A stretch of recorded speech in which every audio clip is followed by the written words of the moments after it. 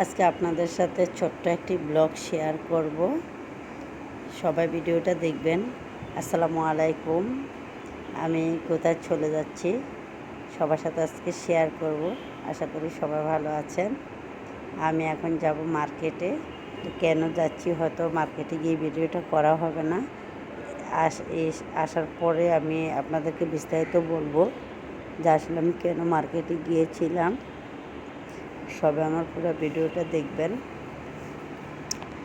অনেক দিন ধরে আমার বাসার সোফা সেটটা এটা আমি নিজে পছন্দ করে নিয়েছিলাম, কিন্তু আমার যেহেতু বাচ্চাগুলো ছোট, ওরা রুমে বসে বসে সোফাতে বসে বসে শিশি করে পানি ঢেলে দেয়, তাই পুরাটা সোফা নষ্ট করে ফেলছে।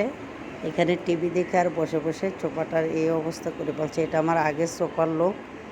তারপর আমার হাজব্যান্ড বলতেছে এই সোফা সেটটা যেহেতু নষ্ট হয়ে গেছে এটা ফেলে দাও, কিন্তু আমি তো ফেলবো না, কারণ এই সোফা সেটটা আমি অনেক শখ করে কিনেছিলাম।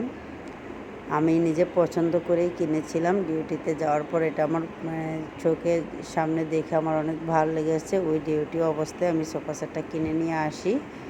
তারপর থেকে এই বাচ্চা যেহেতু ছোটো পানি টানি ফেলে দেয়, আর যেহেতু এটা রেডিমেড কিনে এটার মধ্যে ফোমও কিন্তু বেশি ছিল না, নষ্ট হয়ে যায়।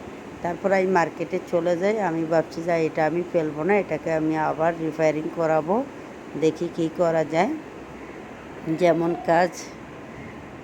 যেমন কথা ঠিক তেমনই কাজ। আমি চলে গেলাম মার্কেটে, গিয়ে এখানে আমি 5টা ফোম নিয়ে আসছি, আর কিছু আমি লেদার নিয়ে আসছি। যেহেতু বাচ্চা পানি ফেলে দেয়, শিশি করে দেয়, লেদারটা দিলে আপনার আর নষ্ট হবে না, পানি ফেললেও নষ্ট হবে না। তাই আমি লেদার আর ফোম নিয়ে আসছি। এসে এই ভাইয়াগুলোকে বলছিলাম, ওনারা আমার এই কাজটা করে দিতে রাজি হয়েছেন। অনেক ভালো করে আমার কাজটা করে দিয়েছে। তারপর দেখেন ফাইনালি এই যে ভাইয়াগুলো কাজ করতেছে। আসলে আমরা একটু মেয়েরা, অনেকে বলে মেয়েরা কিপটা না। দেখেন অনেক শখের এই সোফা সেটটা আমি কিনেছিলাম, বেশি দিন হয়নি, তারপরও আমি ফেলতে চাইনি।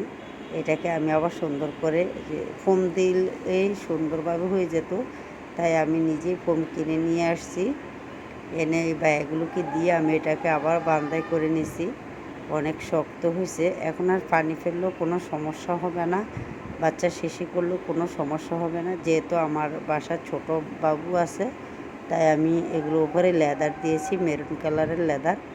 আশা করি আপনারা জানাবেন কেমন হয়েছে।